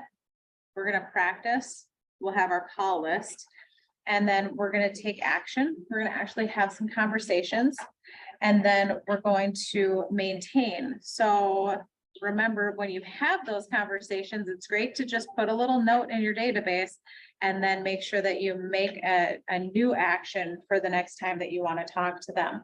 Now, if you've got a very robust database, such as, you know, Commander, Follow Up Boss, they're going to have you, like, it'll give you tasks because you put in there that you wanted it to send you tasks.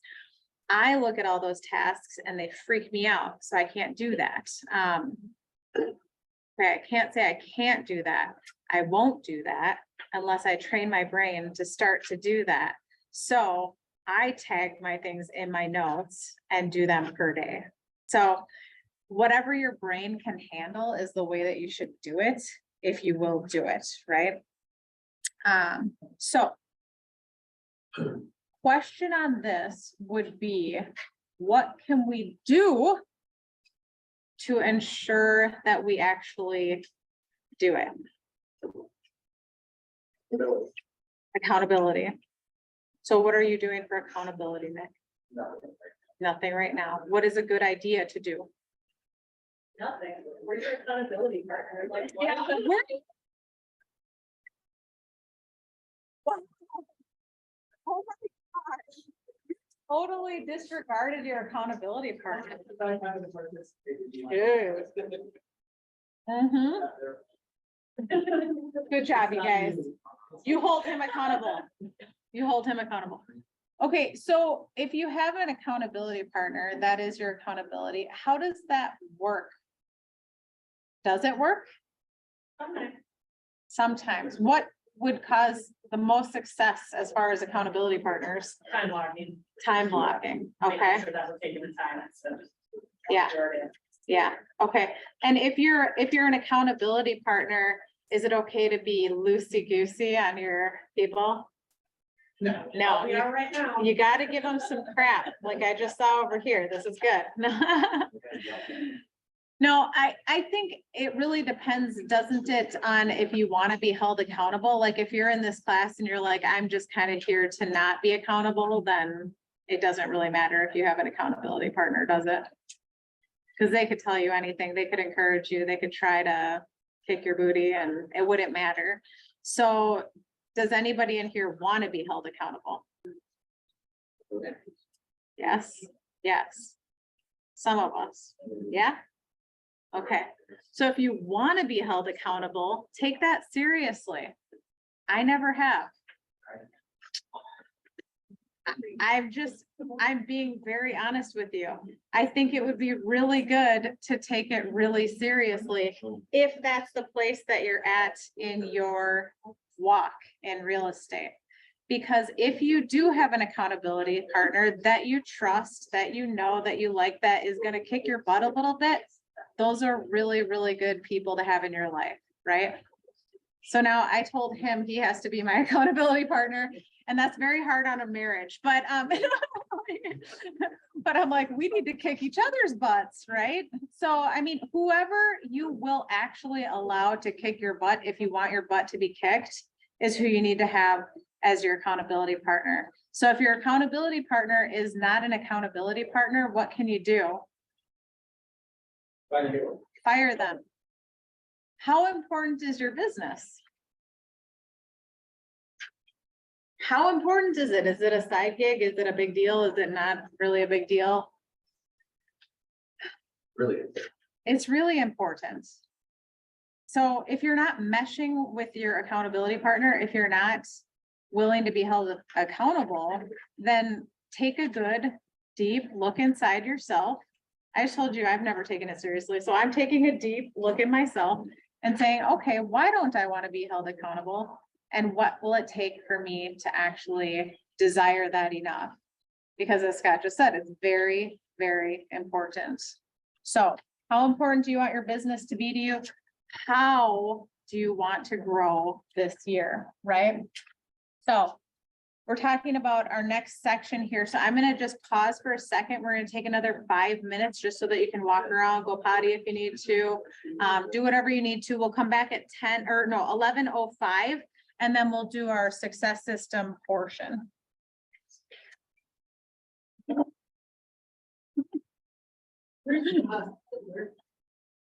What? That's not nice. Yes, somebody. Good. Yeah, you can't That finish was that you. one. Yeah. Maybe he was just so excited that he had to keep going. Oh, he has no emotion. No emotions. Funny.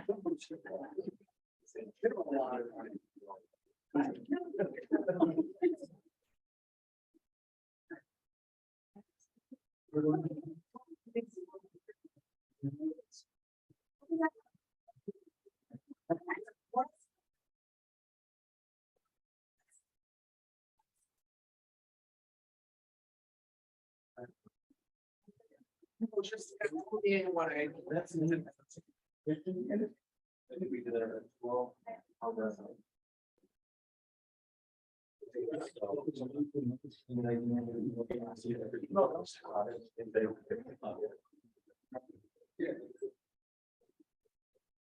I found one, Jess, thank you.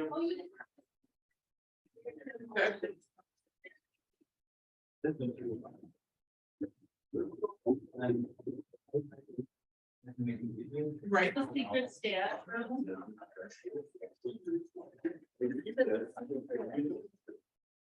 Yeah, I just don't want. Needs to happen. Yep, yep. Yes. Then when I got. Then you got. Right. Like one.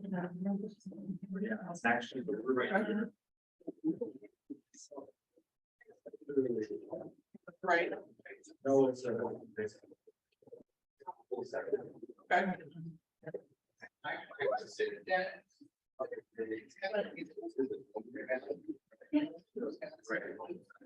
Sure.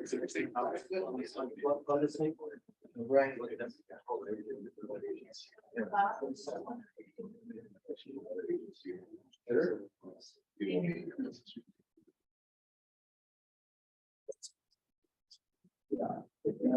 Well, it's nice too. I mean, I wish it was just surprising. Yeah, I can't have everything else. Right. Okay. Save 100. Right.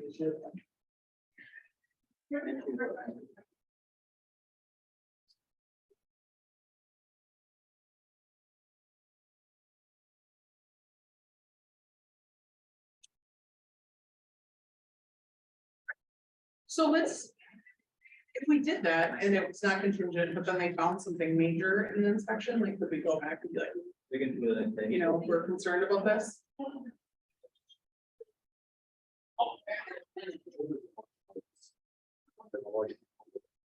Yeah.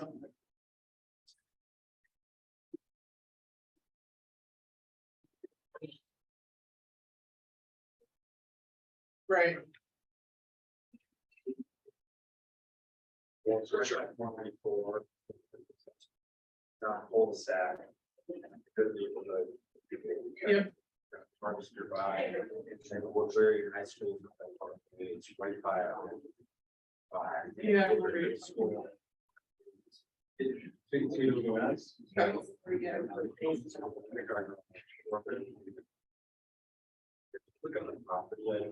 Yep. Yeah.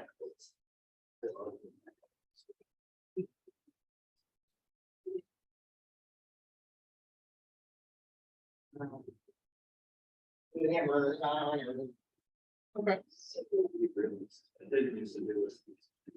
So I heard your behavior. Yeah, so that's on top of me.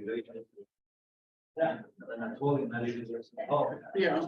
But it's good, man. Yeah. Like, Okay. you know, your neighbor.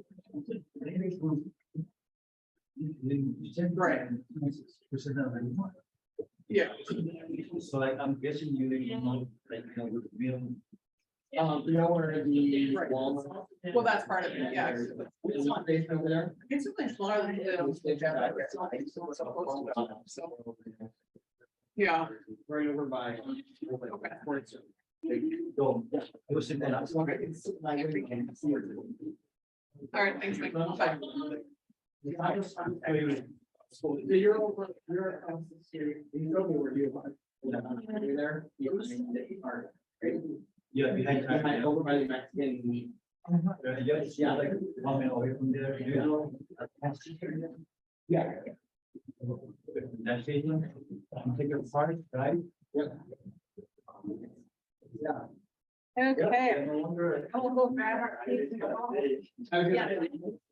I believe that's. I saw you, I just saw you at that time. You got it. You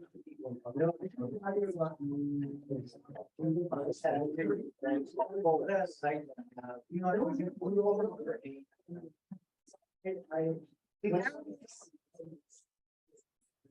We are- Do I have to turn off the lights? No.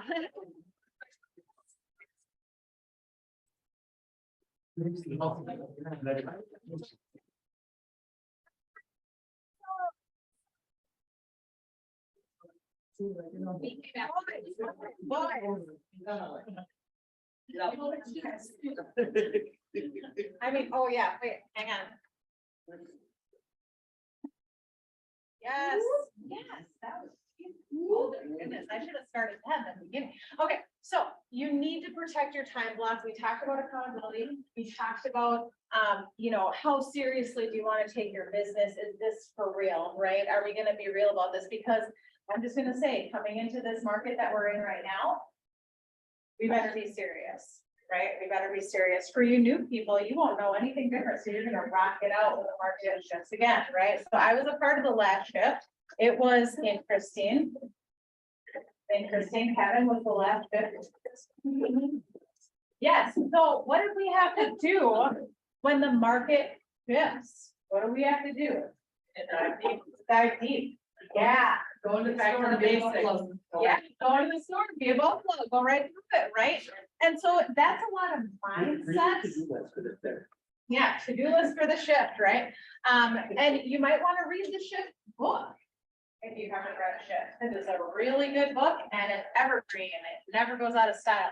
And it's actually good for when the market isn't shifting too, because it's getting us into those activities that are gonna get us the business that is available in the market. And Gary always says that we're supposed to take our unfair share. So there are too many agents in this market right now. There are too many agents. And so everybody knows a realtor, but who do they know who's positioned as the professional in their life? How are you positioning yourself as that professional, right? They actually have a cousin who's a realtor, what they call Nick instead, right? Yeah, they do. They do, because he's positioning himself as a professional, not just someone who hopped into the business for funsies, right? But someone who is taking this and making it a true business that is providing extremely high value for their clients. And I don't know if you've realized, but most of the clients coming up, the buy sells that you always used to just get, right?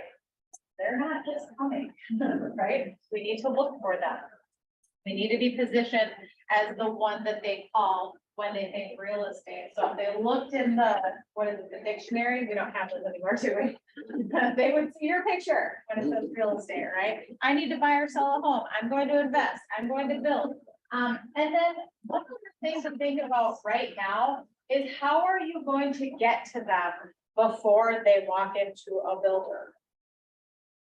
How are you gonna get to them before they just call up the listing agent? How are you gonna get to them before they just end up with an agent who's not very good for them, right? There are a lot of agents in the market, but are they all good agents? No. Okay, so it's up to you. If you have confirmed that your job is to be the best agent, it's up to you to be in communication with them. Why? Just to get business? No, because you need to save them, right? You need to save them from falling into the hands of someone who cannot handle a sale as well as you can.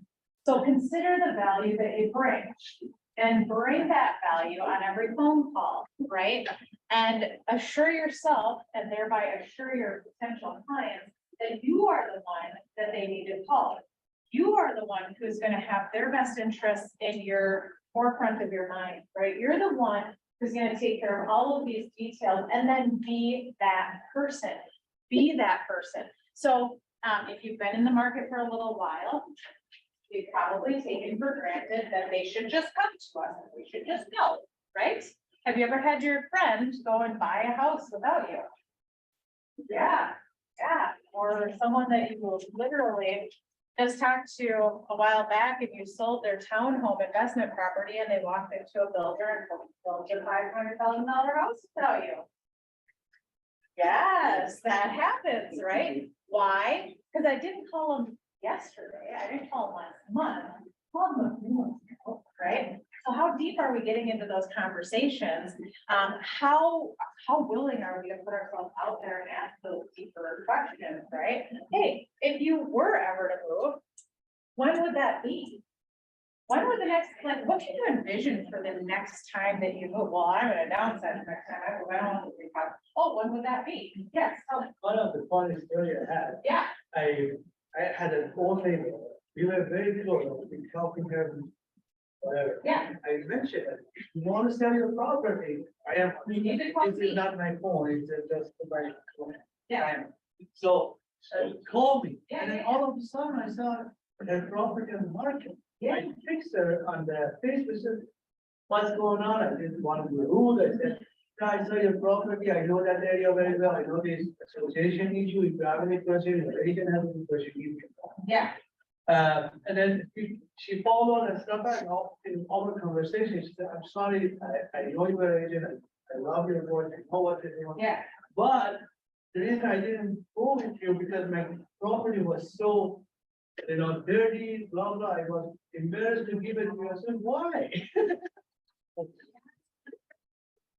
That was great. And I did actually spend all the time, and went over there as an agent, pretending agent with another agent. to see.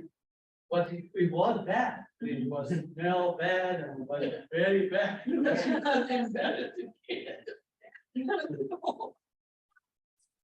That one great experience. So are you taking every experience and making it into a good experience? Because all of these things are good. So I see it, I try walking into a builder as a bad thing, it's a bad thing, it's a bad thing, and it hurts. But how can you make it into a good thing?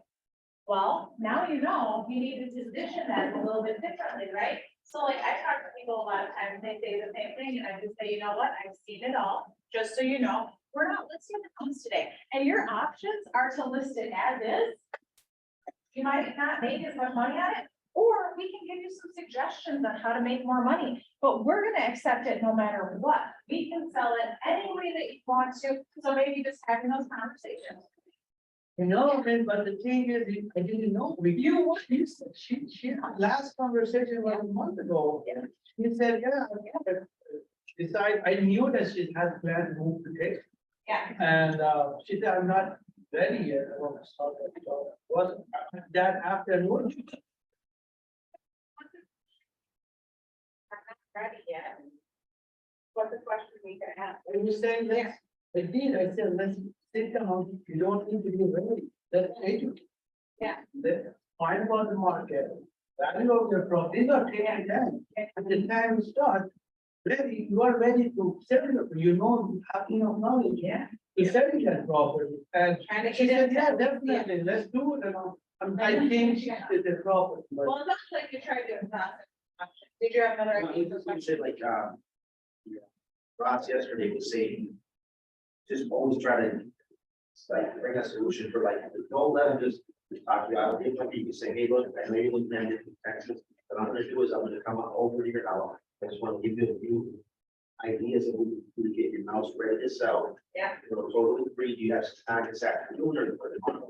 Just like, be a little bit more certain. And I. That's what I would. Ready.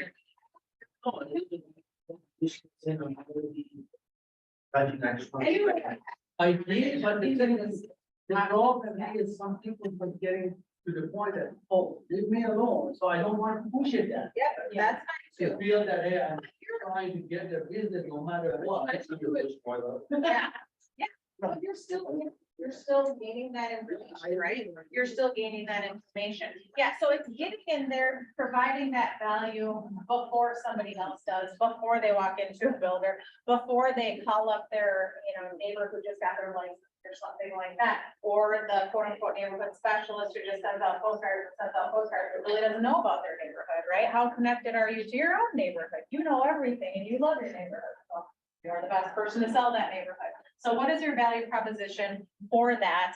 Now, as you time block, you have to have that mindset, you have to build your bunker, store provisions. Sweep reminds, what can interrupt you and enlist supports? I know, one agent would say, you know, I tell my team that if I'm doing lead generation, don't even bother me if my house is burning down unless, you know, my family is in there. Like, I can't do anything about my house burning down. It's gonna burn down, I guess, you know? So how seriously are you taking your lead generation timeline is the question.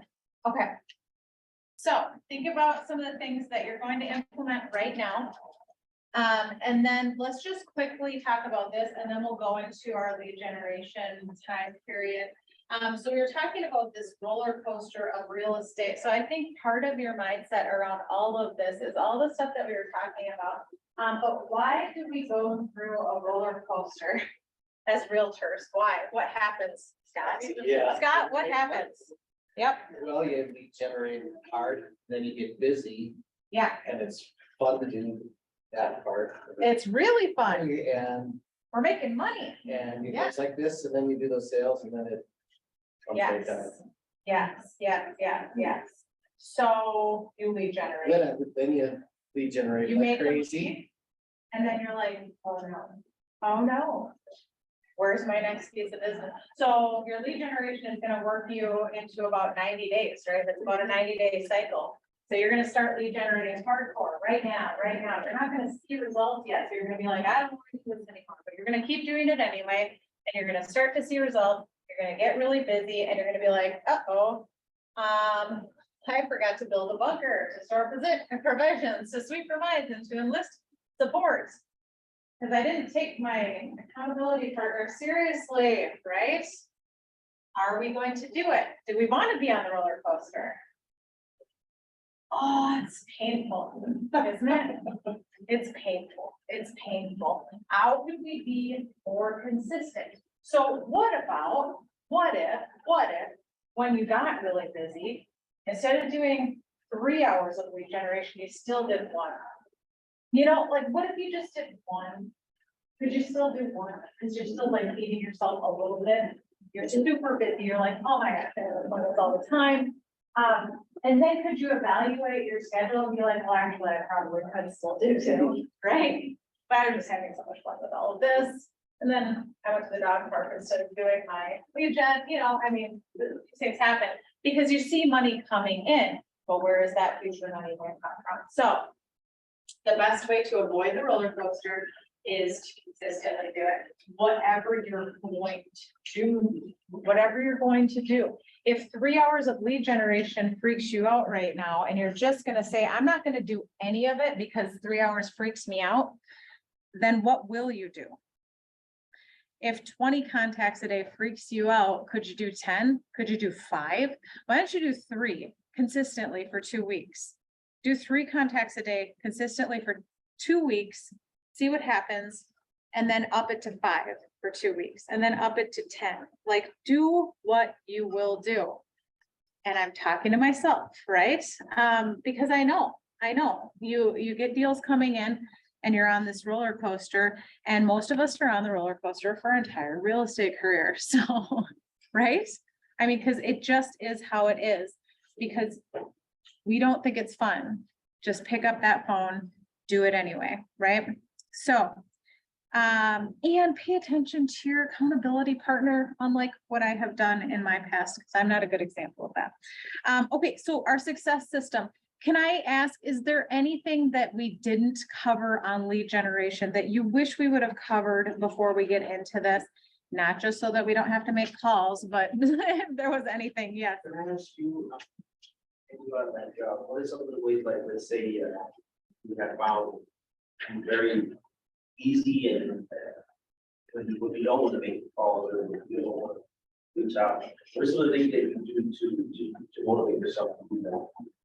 So what I just started doing recently, actually, because I never want to do it. No. No.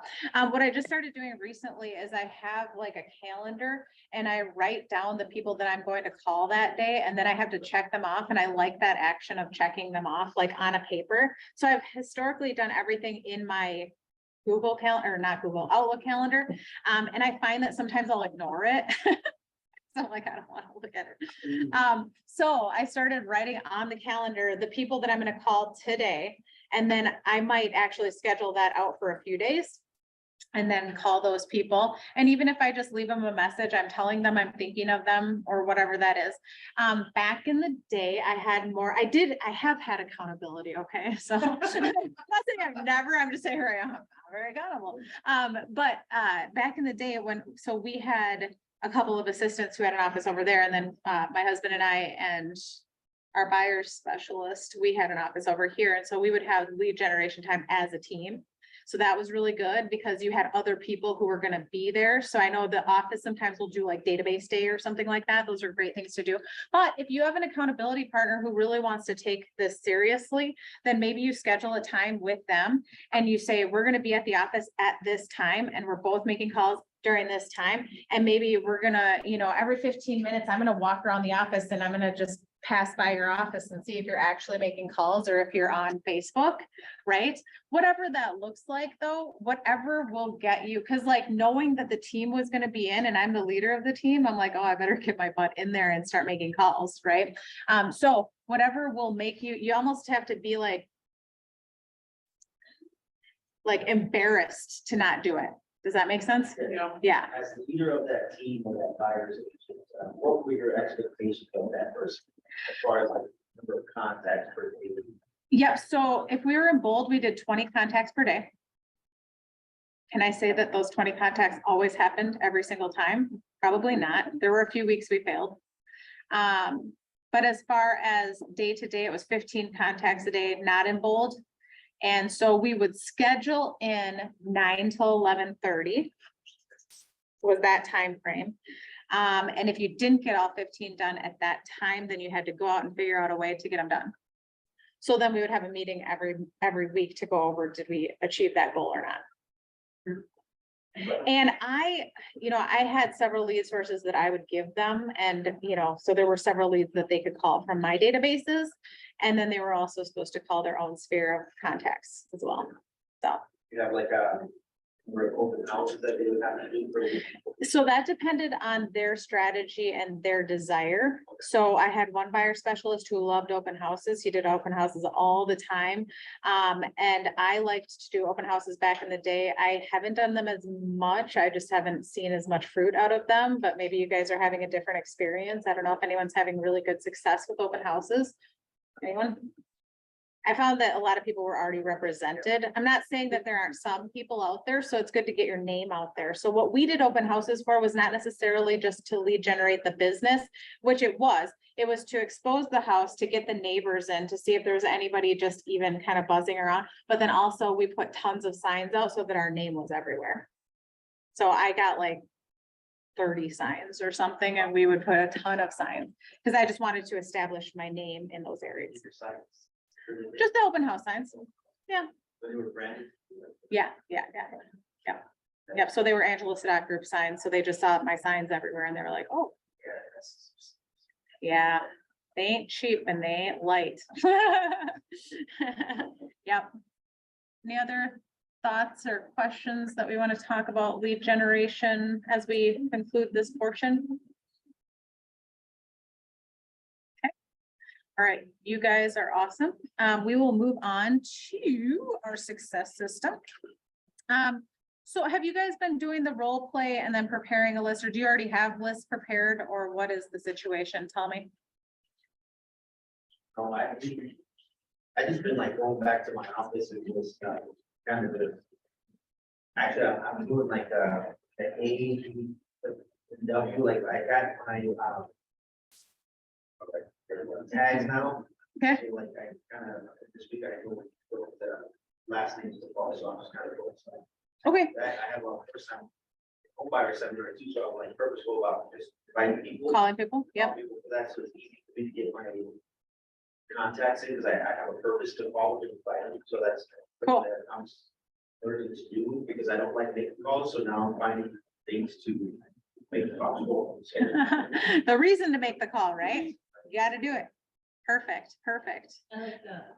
Have a Yeah, reason to yeah, make yeah. the call, then Yeah. not just randomly. Right. Yeah, yep, have a reason. It'll get you on the phone easier, right? All right, so do you guys stay in here or do you guys go back? Both? Okay, so you can do whatever you want, basically. Cool. All right, awesome. So what I will say is if anybody would like to role play any situations in here, I will stay for a little while to do role play with you. And if anybody needs help with anything else, I'll be here. And then as far as preparing your lists and doing your calls, you guys can just go ahead and do whatever you had planned. But I'll stay here for a while in case anybody wants to do role play or anything else. Okay, cool. Thanks, everyone. Great job. Thank you. Yes.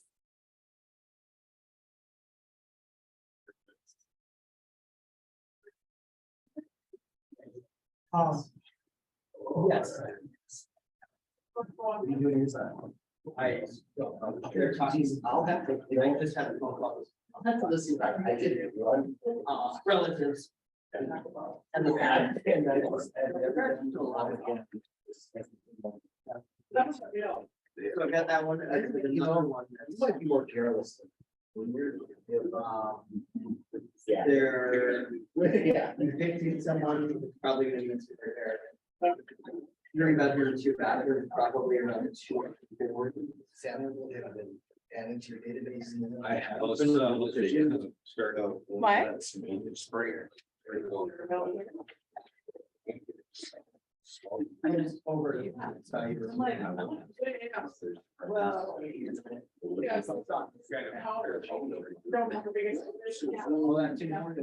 they're willing to just like. I would. And then they lost their job. A little bit more worried about. No, I really like that. Yeah. I was thinking shortly, but was probably yesterday, and they called me on Wednesday. Yeah, He lost his job. for sure. You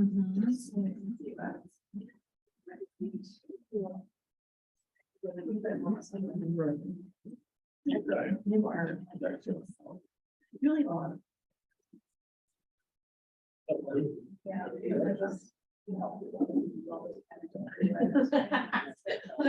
You get good advice, right? I know. Of course, like, you don't understand. Of course, all here, things I know, like, this market is like, nobody wants to. And so I'm just like, we get it. Yeah. Yeah. Yep. 4 coming on, 6 total, but 4 coming on right now. This is. He's Oh. That's just spirit, you know, it's a lot of that. So like, what kind of people who live in, or is it people who I? That's it. Some percent. Yeah, it's a good, right? There's a lot of people that are afraid to make that. Because the interest rate is so high.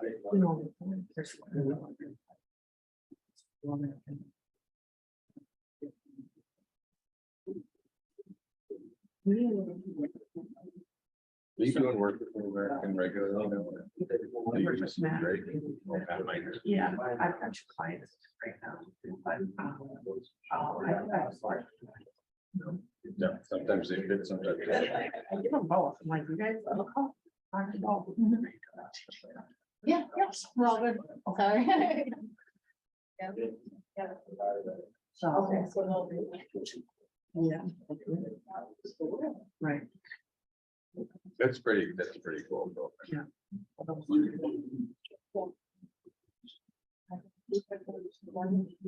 Oh, wow. And.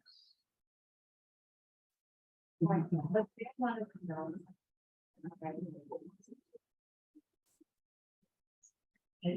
So then that takes a lot of visual advice. And then we don't.